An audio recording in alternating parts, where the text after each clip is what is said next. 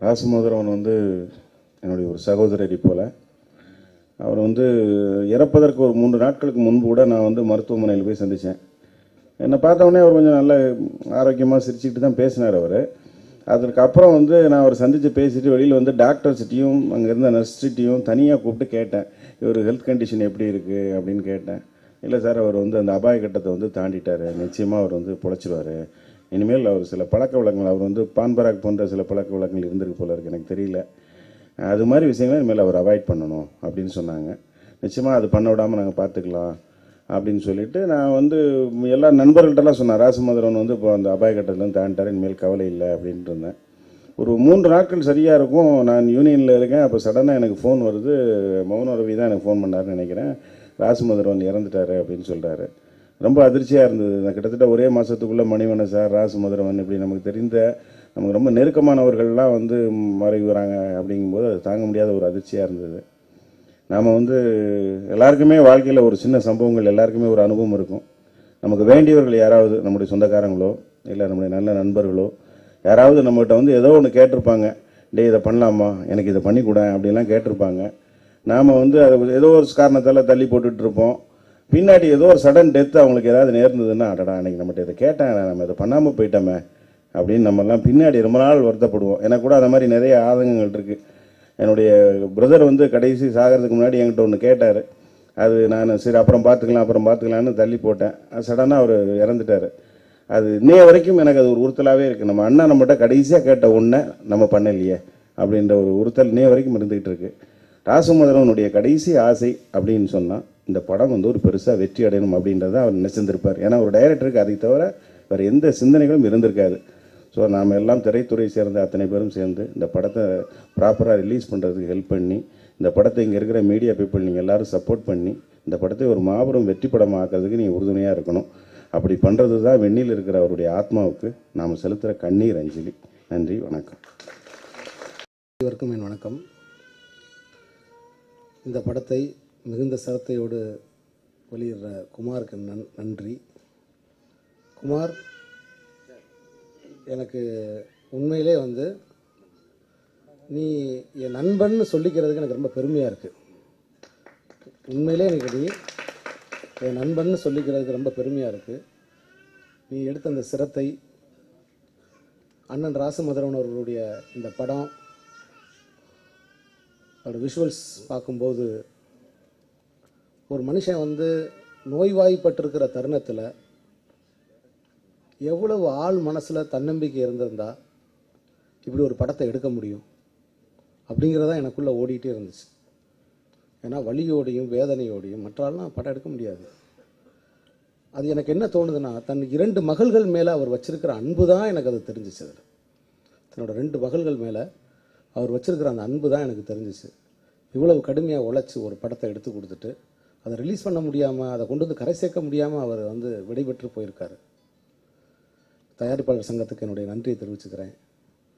இந்த படத்தை நீங்கள் வந்து வெளியிடுறதுக்கு எல்லா உதவிகளும் செய்கிறீங்கன்னு சொன்னதுக்கு, நானும் ஒரு துளியாக குமாருக்கு உறுதுணையாக இருந்து இவ்வளோ நாள் நான் அதில் பங்கெடுக்கலை, நானும் இருப்பேன்னு நான் நம்புகிறேன். மரணம்ங்கிறது வந்து என்னை பொறுத்த மட்டும் மற்றவர்களுக்கு விடைபெறுதல், கலைஞர்களுக்கு வந்து கற்பனை ஓய்வு. ஏன்னா ஓய்வு பெற்ற கற்பனையாளர் ராசமோதரன் அவர்களுடைய இந்த கற்பனை உலகம் முழுக்க சிறகு விரித்து மிகப்பெரிய வெற்றி அடைய என்னுடைய பிரார்த்தனைகள். நன்றி, வணக்கம். குறைஞ்சபட்சம் இந்த சினிமா உலகத்தில் நான் ஒரு 500 படம் பண்ணியிருப்பேன். அந்த 500 படத்தில் வந்து கொஞ்சம் படத்தில் கொஞ்சம் காமெடி பண்ணி கொஞ்சமாக பேர் வாங்கியிருக்கேன். ஆனால் ஒரு சில படங்களில் நல்ல பேர் வாங்கிறதுக்கு முக்கிய காரணம் திரு ராசமோதரன் அவர்கள். பாண்டி, மாயாண்டி குடும்பத்தார், கோரிப்பாளையம், இந்த படத்தில் அவர் எனக்கு கொடுத்த அற்புதமான கேரக்டர், மறக்க முடியாத சம்பவம். எந்த ஊருக்கு போனாலும் நீங்கள் சட்டை இல்லாமல் எப்போ பார்த்தாலும் குடிச்சிட்டு இருப்பீங்க அப்படின்னு சொல்லுவாங்க. 2வது நல்லா பண்ணியிருக்கீங்க நீங்கள். அந்த படத்தில் வந்து எங்கள் வீட்லேயும் எங்கள் மாமா ஒருத்தர் இருக்கார் அப்படின்னு கிராமமாக சொல்லுவாங்க. அது வந்து ரொம்ப அற்புதமான விஷயம். அதாவது மறைவு என்பது எல்லாத்துக்கும் சொந்தமானது, எப்போ வேணால் வரலாம். நான் ஸ்கூலுக்கெல்லாம் போகலாம் படிக்கலை. எனக்கு தெரிஞ்ச ஒரு சின்ன ஐடியாவை மட்டும் நான் இங்கே இதை கோரிக்கை வைக்கிறேன். ஏன்னா இங்கே சகலவிதமான சினிமா சம்மந்தப்பட்டவங்க வந்திருக்காங்க. ஒவ்வொரு யூனியனில் வந்து ஒரு மெம்பர் ஆகும்போது ஒரு அமௌண்ட்டை கேட்குறாங்க. 50,000 வாங்குற யூனியனில் 50,000, லட்சம் வாங்குறதுல லட்சம், 2 லட்சம் கேட்குறது 2 லட்சம். அதை வந்து இந்த யூனியனில் மெம்பராங்கிறவங்ககிட்ட சொல்லாமல் இன்னும் கொண்டு ஒரு மேல் கொண்டு 50,000 கூட நீங்கள் வச்சு கேட்குறது தப்பு இல்லை. என்ன காரணம்னா, நாங்கள்லாம் விமானத்தில் வந்து வெளிநாட்டுக்கு நிகழ்ச்சிக்கு போகும்போது ஒரு முறை ட்ராவலுக்கு எங்களுக்கு இன்சூரன்ஸ் பண்ணி வைப்பாங்க. திரும்பி வர்றோம் போகிறோங்கிறது வேறு விஷயம். பேமெண்ட் என்னமோ பார்த்தா எங்களுக்கு வந்து 25 வருஷத்துக்கு முன்னால் ஒரு நிகழ்ச்சிக்கு 25,000 ரூபாய். அப்போவே வந்து எங்களுக்கு இன்சூரன்ஸ் பண்ணி வைப்பாங்க. ஏதாவது ஒன்று ஆகி போச்சுன்னா அந்த மாதிரி கொடுக்குற மாதிரி. அந்த மாதிரி இந்த திரை உலகத்தில் சினிமாவில் ஏதாவது ஒன்று ஆகி போச்சுன்னா கொஞ்சம் கேள்விக்குறியாக இருக்குது. அதனால் ஒவ்வொரு யூனியனில் மெம்பர் ஆகும்போது ஆனவங்களுக்கும் தயவுசெய்து எப்படியாவது இன்சூரன்ஸ் பண்ணி அவங்களுக்கு ஏதாவது ஒன்று ஆகி போச்சுன்னா அதில் ஒரு 10 லட்சமோ ஒரு 15 லட்சமோ வர்ற மாதிரி 25 யூனியனும் ஒரு தேர்ந்தெடுத்து ஒரு நல்ல ஐடியா பண்ணிங்கன்னா அதுவே எனக்கு சந்தோஷம். அதே மாதிரி இந்த மாதிரி நிகழ்ச்சியிலெல்லாம் வந்து எங்கள் மாண்புமிகு மக்கள் திலகம் சொன்ன மாதிரி முதல்ல உதவி அப்புறம் தான் பேச்சு அப்படின்னு அடிக்கடிக்க எங்கள் காதில் வந்து சங்கு மாதிரி ஓதிட்டு போயிட்டார். அது எப்படின்னா, ஒரு பெரிய அறிவாளி ஒரு பெரிய பணக்கார வீட்டுக்கு போகிறான். பணக்காரனுக்கு அவ்வளோ சந்தோஷம், என் வீட்டுக்கு மிகப்பெரிய அறிவாளி வர்றான் அப்படின்னு ஊர் மக்கள்லாம் கூப்பிட்றான். ஊர் மக்களுக்கு போகிறதுக்கு இஷ்டம் இல்லை. அந்த பணக்காரன் எதுவுமே நம்மளுக்கு பண்ண மாட்டான், செஞ்ச வேலைக்கு கூலி மட்டும்தான் இருப்பான். நம்மளே எதுக்கு போகணும்? இல்லை யாரோ ஒரு அறிவாளி வர்றாங்களாம், போய் பார்க்கலாம் அப்படின்னு போய் பார்த்தா உண்மையில் சாதாரணமாக ஒரு அறிவாளி வந்தான். என்னை எதுக்காக நீ கூப்பிட்டேன்? இல்லை சார், நீங்கள்லாம் என் வீட்டுக்கு வந்தீங்கன்னா அவ்வளோ சந்தோஷம். பெரிய பணக்காரனா எப்படின்னா ஊறுகாய் போடுற கரண்டி கூட தங்கத்தில் இருக்குது, டேபிள் சாப்பிட்ற தட்டு எல்லாமே தங்கம், அவ்வளோ பெரிய பணக்காரன்.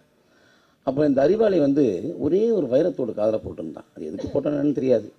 அதை கழட்டி அந்த பணக்காரனை கொடுத்தான். நான் வழிபோக்காக போகிறேன், திரும்பி வருவேன்னு எனக்கு தெரியாது, இந்த நீ வச்சுக்கோ. எதுக்கு என்ன வச்சுக்க சொல்லி? எனக்கு நிறைய சொத்து இருக்குது. இல்லை இதை வச்சுக்கோ, ஒரு வேளை செத்து போயிட்டா, நானும் செத்து போயிட்டேன்னா மேலே வந்து கொடுத்துருன்னு. அதுக்கு அந்த பணக்காரன் சொன்னான், பைத்தியமாடா நீ, பைத்தியமா, உன்னை அறிவாளி நினச்சி என் வீட்டுக்கு கூப்பிட்றேன், நீ என்னமோ சாதாரண ஒரு வைரத்தோட பிடிங்கி கையில் கொடுத்து செத்து போ, மேலே வந்தால் கொடுன்ற. அப்போ திரும்பி அந்த அறிவாளி கேட்டான், இவனும் எதுக்குடா வச்சுருக்கிற?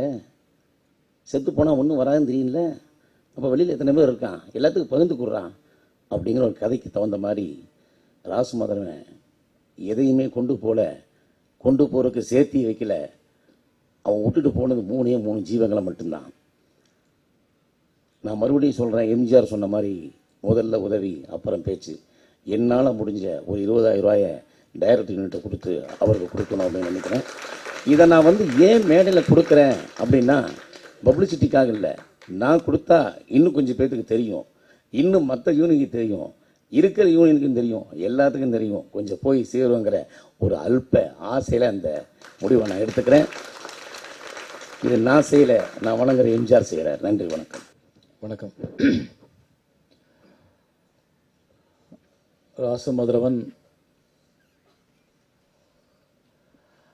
எல்லாரும் அவரோட இறப்பை பற்றி பேசுகிறாங்க. நான் அவர் வாழ்ந்துக்கிட்டு இருக்கிறத பற்றி பேச ஆசைப்பட்றேன்.